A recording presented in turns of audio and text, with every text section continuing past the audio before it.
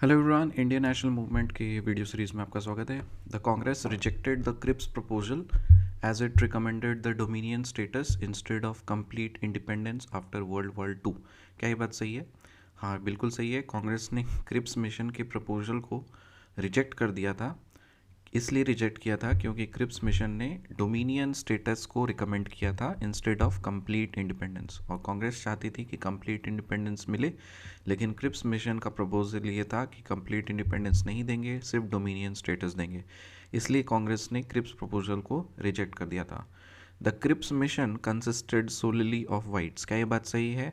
हाँ, बिल्कुल सही है। क्रिप्स मिशन में सिर्फ और सिर्फ अंग्रेज थे, कोई भी इंडियन का कोई भी रिप्रेजेंटेशन नहीं था।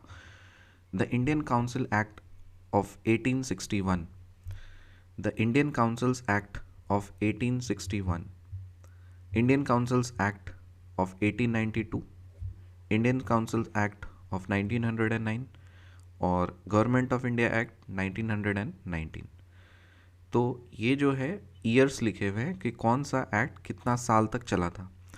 इंडियन काउंसिल एक्ट ऑफ 1861 जो था वो 31 ईयर्स तक चला था। 31 ईयर्स।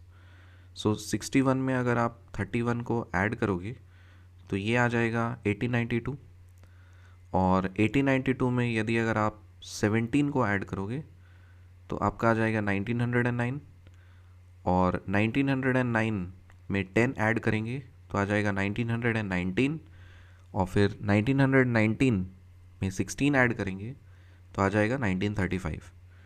तो आप ये सीरीज़ याद रख सकते हो कि एक्ट्स, ये जो इंडियन काउंसिल एक्ट के कब कब आए थे, एक तो आए थे 1861 में, फिर माइनस करके वो ईयर्स टाइम पीरियड निकल जाएगा कौन कितना साल चला था लंबा। सो 1861, 1892, 1909, 1999, 1919 और फिर 1935।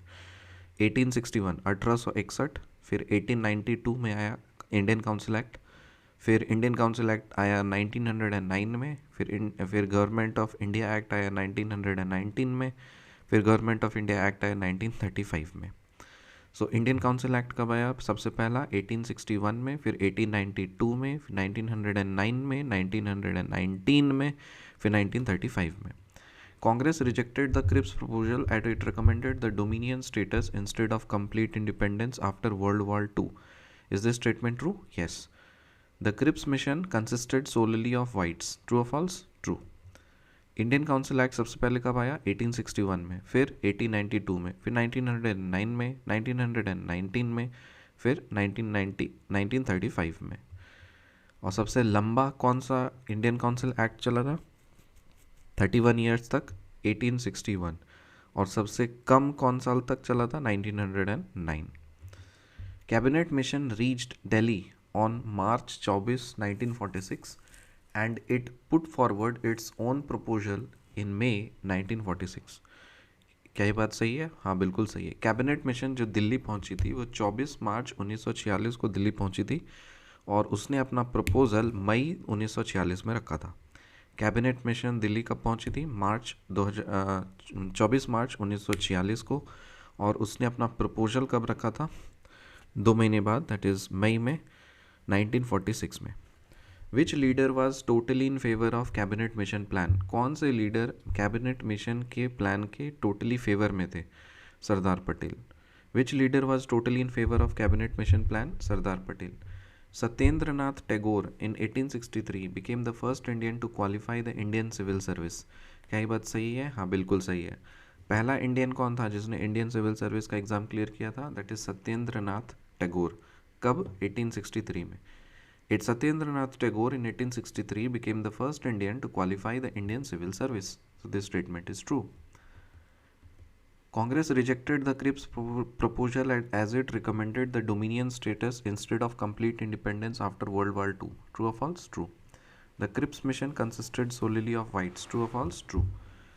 इंडियन काउंसिल्स एक्ट्स का सीरीज बताइए। 1861, 1892, 1909, 1919, फिर 1935। सबसे लंबा कौन सा इंडियन काउंसिल एक्ट चला था? 1861 का, और सबसे छोटा 1909 का। कैबिनेट मिशन दिल्ली कब पहुंचा था? 24 मार्च 1946 को, और प्रपोजल कब रखा था उसने? मई 1946 को। कौन से लीडर कैबिनेट मिशन के फेवर में थे सरदार पटेल। सत्येंद्र नाथ टैगोर 1863 में फर्स्ट इंडियन बने थे to qualify the Indian civil service. Surendra Nath Banerjee cleared Indian civil service in 1869 but was barred owing to a dispute over his exact age. After clearing the matter in the courts, Banerjee cleared the exam again in 1874 and was posted as an assistant magistrate in Sylhet. However, Banerjee was dismissed soon from his job owing to racial discrimination. तो ये देखो, सबसे पहला Indian था Satyendra Nath Tagore Indian civil service examination को clear करने के लिए, और उसने कब क्लियर किया था? 1863 में। उसके बाद आया सुरेंद्र नाथ बैनर्जी। जो सुरेंद्र नाथ बैनर्जी था वो 1869 में उसने एग्ज़ाम क्लियर किया था, लेकिन उसका एज मैटर को लेकर के कुछ डिस्प्यूट हुआ था जिसके उसको जॉब से हटा दिया था। लेकिन जब कोर्ट में कुछ रिजॉल्व हो गया तो फिर उसने फिर से एग्ज़ाम दिया और 1874 में उसने एग्ज़ाम फिर से क्लियर किया, दैट इज़ 5 साल के बाद में। तो 1874 में उसने एग्ज़ाम फिर से क्लियर किया और उसको सिलहेट का असिस्टेंट मजिस्ट्रेट बनाया गया, लेकिन फिर से उसको फिर डिसमिस कर दिया गया on grounds of racial discrimination. So this statement is true. The term imperial preference was applied to special privileges to British imports in India. Imperial preference का मतलब क्या है? ये जो टर्म इम्पेरियल प्रेफरेंस किस चीज़ के लिए अप्लाई करता था? ये जो प्रेफरेंस मिलता था ना, ये स्पेशल प्रिविलेजेस मिलता था जो ब्रिटिश इम्पोर्ट्स जो होते थे इंडिया में, ब्रिटिश के सामान जो इंडिया में आते थे, तो उनको एक इम्पेरियल प्रेफरेंस मिलता था। So the term imperial preference was applied to the special privileges to British imports in India. Lord Linlithgow described the August movement of 1942 as the most serious rebellion since Sepoy Mutiny because there was massive upsurge of the peasantry in certain areas. Lord Linlithgow जो था उसने अगस्त movement जो हुआ था 1942 का, उसको बहुत ही मास rebellion बोला था कि it is most serious rebellion. वो जो रेबिलियन था, विद्रोह, वो बहुत ही सीरियस था सेपॉय म्यूटिनी के कारण से, और क्योंकि बहुत ही मैसिव अपसर्ज हुआ था पेजेंट्री इन सर्टन एरियाज, बहुत सारे किसान लोग उठ खड़े हुए थे। So Lord Linlithgow described the August movement of 1942 as the most serious rebellion since sepoy mutiny because there was massive upsurge of the peasantry in certain areas. True और false? True. The first venture of Gandhi in all Indian politics was Champaran movement. The first venture of Gandhi in all India politics was Champaran movement. पहला venture जो था गांधी का पूरे Indian politics में, वो कौन सा था? चंपारण मूवमेंट का। So let's recap. The Congress rejected the Cripps mission as it recommended the dominion status instead of complete independence after world war II. True. The Cripps mission consisted solely of whites. True और false? True. Indian council act का series क्या है? 1861, 1892, 1909, 1919, 1935। सबसे लंबा कौन सा act चला था? Indian council act 1861। और सबसे छोटा कौन सा चला था कम समय के लिए? 1909। कैबिनेट मिशन रीच दिल्ली कब पहुंचा? 24 मार्च 1946 को, और उसने अपना प्रपोजल कब रखा था? मई 1946। Which leader was totally in favour of cabinet mission plan? Sardar Patel. Satyendra Nath Tagore in 1863 became the first Indian to qualify the Indian Civil Service. True. Surendra Nath Banerjee cleared Indian Civil Service in 1869 but was barred owing to a dispute over his exact age. After clearing the matter in the courts, Banerjee cleared the exam again in 1874 and was posted as an assistant magistrate in Sylhet.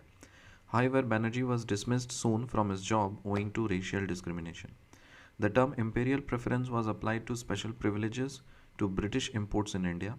Lord Linlithgow described the August movement of 1942 as the most serious rebellion since Sepoy Mutiny because there was massive upsurge of the peasantry in certain areas. True or false?